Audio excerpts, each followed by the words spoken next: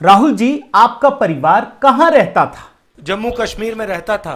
फिर आपने जम्मू कश्मीर में अपनी यात्रा क्यों रोकी? मेरी जो सिक्योरिटी डिटेल थी, उन्होंने हमें कहा कि हमें आगे नहीं चलना चाहिए, इसलिए हम नहीं चल पाए। अच्छा, तो जिस धरती में आपका परिवार रहता था वहीं पर आपको अपनी ही सुरक्षा का खतरा नजर आने लगा। My security people were very uncomfortable with me walking further on the यात्रा। हाँ, समझ गया। अब ये बताइए कि मोदी जी कहां के हैं? 2014 में नरेंद्र मोदी जी हिंदुस्तान के प्रधानमंत्री बने और उससे पहले वो गुजरात के चीफ मिनिस्टर थे। अरे भैया, ये नहीं पूछ रहा हूं। जैसे आपका परिवार कश्मीर का था, वैसे ही मोदी जी का परिवार कहां का है और मोदी जी खुद कहां के हैं? गुजरात के। लेकिन गुजरात में तो आपने सुरक्षा की कभी चिंता नहीं की, बल्कि वहां तो आपने एसपीजी सुरक्षा की भी चिंता नहीं की, उस घेरे की भी चिंता नहीं की। आप देख लीजिए। और मुझे तो याद है राहुल जी कि एक बार आप गुजरात चुनाव के दौरान भरूच में रोड शो कर रहे थे, तो उस दौरान सुरक्षा कर्मियों को धता बताते हुए एक लड़की आपके वैन पर चढ़ गई थी। याद है ना? भूल तो नहीं गए? देख लीजिए। तो उस समय आपने क्या किया था? उस लड़की के साथ आपने खुद मुस्कुराते हुए सेल्फी खिंचवाई थी और उसे उतरने में भी आपने मदद किया था। और मैंने यह भी देखा कि उसी गुजरात में आपने कई बार सुरक्षा नियमों को तोड़ा, लेकिन जैसे ही आज आप जम्मू कश्मीर पहुंचे हैं, वैसे ही आपके नेता आपकी सुरक्षा को लेकर रट लगाने लगे। देखिए ना। राहुल गांधी की सुरक्षा करना भारत सरकार की यानी नरेंद्र मोदी सरकार की जिम्मेवारी है। वैसे राहुल जी, प्रधानमंत्री मोदी ने क्या कुछ किया है ये तो आप भी समझते ही होंगे ना, जरा बता दीजिए ना। जो काम उन्होंने गुजरात में शुरू किया वो आज हिंदुस्तान में कर रहे हैं। सही फरमाया आपने। और इसीलिए आप भारत जोड़ो यात्रा करते हुए न केवल कश्मीर तक पहुंचे, बल्कि वहां पहुंचकर आपने लाल चौक पर अपने परनाना नेहरू का भी रिकॉर्ड तोड़ दिया। आपको पता शायद हो ना हो, लेकिन आपको बता देता हूं कि नेहरू जी ने इससे पहले लाल चौक पर तिरंगा फहराया था और उसके बाद आप ही हैं जिन्होंने तिरंगा फहराया है। तो इसके लिए कम से कम आप मोदी जी को थैंक यू बोल दीजिए ना। वैसे राहुल जी, एक बात तो है कि आपने यहां पर भी आकर के फिर से गलत बात कह दी। देखिए ना। बीजेपी के लोग यात्रा क्यों नहीं कर देते जम्मू से लाल चौक? राहुल जी, जानबूझकर आप झूठ बोलते हैं या फिर गलत फहमी में इस तरह की बातें निकल जाती हैं, मुझे नहीं पता। लेकिन आपको दिखाना जरूरी है कि आपसे पहले 31-32 साल पहले मोदी जी ने ऐसी ही यात्रा कश्मीर में निकाली थी, एकता यात्रा। और उस समय जब आतंकवादी घटनाएं चरम पर थी, तब जाकर के मोदी जी ने इसी लाल चौक पर तिरंगा फहराया था। आप तस्वीर देख लीजिए। लेकिन एक बात माननी पड़ेगी राहुल जी कि आपने भारत जोड़ो यात्रा की शुरुआत उस पादरी के साथ मुलाकात के साथ की थी जो भारत मां को गाली देता है, उसे पैरों तले रौंदना चाहता है। और आपने अंत किया तो श्रीनगर के लाल चौक में आपने तिरंगा तो फहराया, लेकिन तिरंगे की ऊंचाई आपके कटआउट से कम थी। देख लीजिए। यह अच्छी बात नहीं है राहुल जी, ये कोई संयोग तो नहीं है, क्योंकि आपने शुरू में देवी देवताओं को गाली देने वाले उस विवादास्पद पादरी जॉर्ज पोनैया के साथ जो मुलाकात की थी, उसका अब असर भी दिखने लगा है। और यह जानना जरूरी है कि जब आपकी भारत जोड़ो यात्रा खत्म हो रही है, तब पूरे देश में किस प्रकार का माहौल है और इसका क्या असर हुआ है। आप देखिए, एक तरफ तमिलनाडु में आपके प्रदेश अध्यक्ष के.एस. अलागिरी के सामने डीएमके के सांसद टी.आर. बालू खुलकर बता रहे हैं कि उन्होंने अपने संसदीय क्षेत्र में 100 साल पुराने हिंदू मंदिर को गिरा दिया। बड़े गर्व से बोल रहे हैं। और ये सरस्वती, लक्ष्मी, पार्वती मंदिर हैं। 100 साल पुराना मंदिर। आप एक हिस्सा सुन लीजिए। 100 ವರ್ಷ ಕೋಯಿಲೆ ಇಡ್ಸಕ್ಕೆ ಇದೇ ಟಿ.ಆರ್. ಬಾಲು ಬೆಂಗಳೂರಲ್ಲಿ ಎರಡು ಹೋಗುದಿಲ್ಲ सरस्वती कोयल, लक्ष्मी कोयल, सरस्वती लक्ष्मी वहीं दूसरी तरफ स्वामी प्रसाद मौर्य के समर्थकों ने लखनऊ में पवित्र रामचरितमानस की प्रतियां जलाई। क्या दूसरे धर्म ग्रंथ के साथ ऐसा कर सकते हैं ये लोग? लेकिन चूंकि ये जिसको कहते हैं ना साइड इफेक्ट, ये सारे एक ही ध्रुव के हैं, एक ही विचारधारा वाले हैं। और याद रखिए कि पवित्र रामचरितमानस पर जो विवादास्पद बयान बोलने वाले स्वामी प्रसाद मौर्य हैं, उसको अखिलेश यादव ने और इनाम दिया है, उन्हें पार्टी का महासचिव बना दिया है। यानी राहुल गांधी जी जो चाहते थे, क्या वो पूरा हो गया है? जरा सुनिए ना। आग लग जाएगी, याद रखना मेरी बात। और आज जब राहुल गांधी की भारत जोड़ो यात्रा खत्म हो चुकी है, तो कांग्रेस ने एक और ऐलान कर दिया है, सुन लीजिए। सभी राज्यों में हमारे कार्यकर्ताओं की ओर से राहुल जी का संदेशा भारत जोड़ो यात्रा के बारे में और जो चार्जशीट है मोदी सरकार की विफलताओं के बारे में, वो घर घर तक पहुंचाया जाएगा। आज के इस वीडियो में भारत जोड़ो यात्रा के खौफनाक मिशन की कहानी को डिकोड करने की कोशिश करूंगा। साथियों नमस्कार, मैं हरिश्चंद्र बर्णवाल। राहुल गांधी भारत जोड़ो यात्रा को लेकर जब से जम्मू और कश्मीर पहुंचे हैं, तब से लगातार उन्हें 370 को लेकर सवाल पूछा जा रहा है।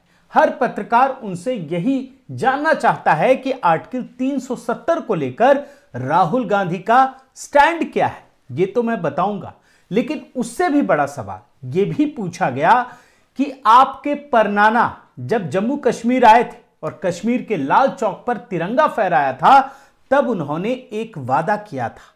क्या आप उस वादे को पूरा करेंगे? पहले आप ये सवाल सुनिए।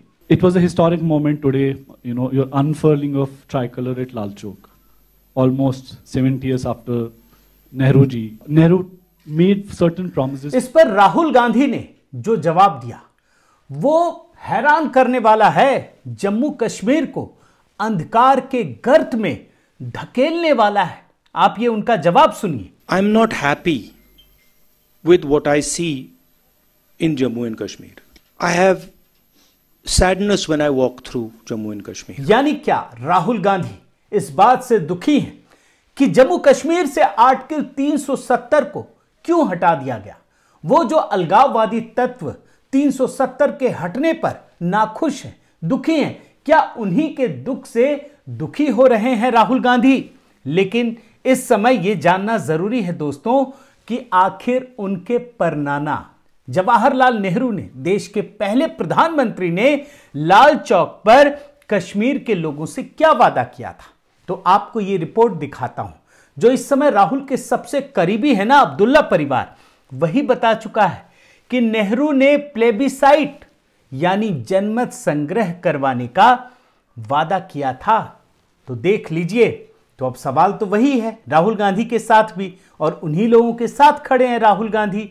और यह भी समझ लीजिए कि बार बार जब मैंने ये प्रेस कॉन्फ्रेंस सुनी, तब पता चला कि बार बार और कई बार आर्टिकल 370 को लेकर यह सवाल पूछा गया। आप एक छोटा सा हिस्सा देख लीजिए। राहुल जी, मेरा सवाल है कि कांग्रेस का 370 पर क्लियर विजन नहीं आ रहा है। Mr. Gandhi, basically you have been talking about the working committee resolution of August 6. So it basically says that what happened on August 6 is unconstitutional and undemocratic. What's your view on that? My position on 370, and that's the position on the working committee is taken. It's very clear. We will hand you the document. लेकिन जानते हैं राहुल गांधी बार बार जलेबी बनाते रहे, घुमाते रहे। वो इशारों में जो बात कह रहे थे वो वहां के लोग समझ रहे थे, और हम भी समझ रहे हैं क्या वो कहना चाहते हैं। लेकिन पल भर को मान लीजिए कि इन बातों में क्या रखा है। इसीलिए मैंने अखबारों और चैनलों की वेबसाइट पर यह खोजने की कोशिश की कि आखिर कांग्रेस का स्टैंड क्या है। तो जानते हैं, पता चला कि आर्टिकल 370 को लेकर कांग्रेस का स्टैंड एकदम साफ था। कांग्रेस पार्टी से हटाने के खिलाफ थी, आप देख लीजिए। लेकिन बात सिर्फ इतनी नहीं है, क्योंकि राहुल गांधी जम्मू कश्मीर में अलगाववाद की भावना को हवा दे रहे हैं। वो जानते हैं क्या कह रहे हैं कि कश्मीर को बाहरी लोग चला रहे हैं। सुन लीजिए आप। आज बाहर के लोग जम्मू और कश्मीर को चला रहे हैं। अब ये बयान सुनकर आपको क्या लगेगा कि राहुल गांधी किसे बाहरी बता रहे हैं? क्या राहुल गांधी उस प्रशासनिक व्यवस्था को बता रहे हैं जो जम्मू कश्मीर में शासन चला रहा है? जम्मू कश्मीर इस समय एक यूनियन टेरिटरी है और यूनियन टेरिटरी में सीधा प्रभाव केंद्र सरकार का होता है। तो क्या राहुल गांधी प्रधानमंत्री मोदी को बाहरी बता रहे हैं? क्या राहुल गांधी इस देश की केंद्र सरकार को बाहरी बता रहे हैं? क्या राहुल गांधी जम्मू कश्मीर के उपराज्यपाल को बाहरी बता रहे हैं? और मैं तो आपको दिखा चुका हूं ना कि राहुल गांधी जब कश्मीर पहुंचे तो खुद को उन्होंने कश्मीरी बता दिया। तो अब आप सोचिए कि किस प्रकार से अलगाववाद की भावना को वो बढ़ा रहे हैं। ये जो बाहरी बनाने वाला खेल है ना, ये कांग्रेस पार्टी ने ही शुरू किया है। कई वीडियो दिखा चुका हूं और आप जानते हैं कि इनके सहयोगी जब ये बंगाल में ममता बनर्जी मोदी अमित शाह को बाहरी बताते थे, उत्तर प्रदेश में अखिलेश यादव बताते थे, और ये वही बात है जो राहुल गांधी कह रहे हैं। लेकिन आपको ये बताना जरूरी है कि ये जो जम्मू कश्मीर में खेल किया उन्होंने, वो उसका असली मकसद क्या है। तो मैं आपको कुछ लोगों से मिलाता हूं जो भारत जोड़ो यात्रा के सिपह सालार बने, जो राहुल गांधी के सहयोगी बने। और आप एक एक करके देखते चले जाइए दोस्तों, तब आपको पता चलेगा कि राहुल गांधी का 370 को लेकर स्टैंड क्या है, कश्मीर को लेकर स्टैंड क्या है। आप एक एक करके उन लोगों से मिलिए जो फारूक अब्दुल्ला चीन की मदद से आर्टिकल 370 लागू करवाना चाहते थे। याद है ना बयान? मैं अभी सिर्फ आपको अखबार की क्लिपिंग्स दिखा रहा हूं। वही फारूक अब्दुल्ला राहुल गांधी के सबसे बड़े सिपह सालार बन गए। आप देख लीजिए। और इतना ही नहीं, जो उमर अब्दुल्ला जम्मू कश्मीर में अलग प्रधानमंत्री, अलग झंडे की आज भी वकालत करते हैं, वही उमर अब्दुल्ला भारत जोड़ो यात्रा में पहुंचे और राहुल गांधी और उमर अब्दुल्ला दोनों एक ही रंग में रंगे नजर आए। अब तीसरी जो शख्सियत है उससे भी आप मिल लीजिए, जो महबूबा मुफ्ती धमकी देती थी कि कश्मीर में कोई तिरंगा उठाने वाला नहीं मिलेगा। याद है ना वो बयान? आर्टिकल 370 जब हटाने की चर्चा चल रही थी तब उन्होंने कहा था आज भी जहर उगलती हैं। वही महबूबा मुफ्ती जब भारत जोड़ो यात्रा में पहुंची तो उन्हें ताजे हवा के झोंके का एहसास हुआ। अब महबूबा मुफ्ती को भारत जोड़ो यात्रा में ताजे हवा के झोंके का एहसास क्यों हो रहा है, तो अब आप समझ लीजिए। अब आप एक और विवादास्पद व्यक्ति को देखिए। ये हैं रॉ के पूर्व प्रमुख एएस दुलत। उन्होंने अफजल गुरु की फांसी पर अफसोस जताया था। याद है ना? बड़ा विवादास्पद बयान दिया था उन्होंने। वो दुलत भी भारत जोड़ो यात्रा के एक सिपाही बन गए।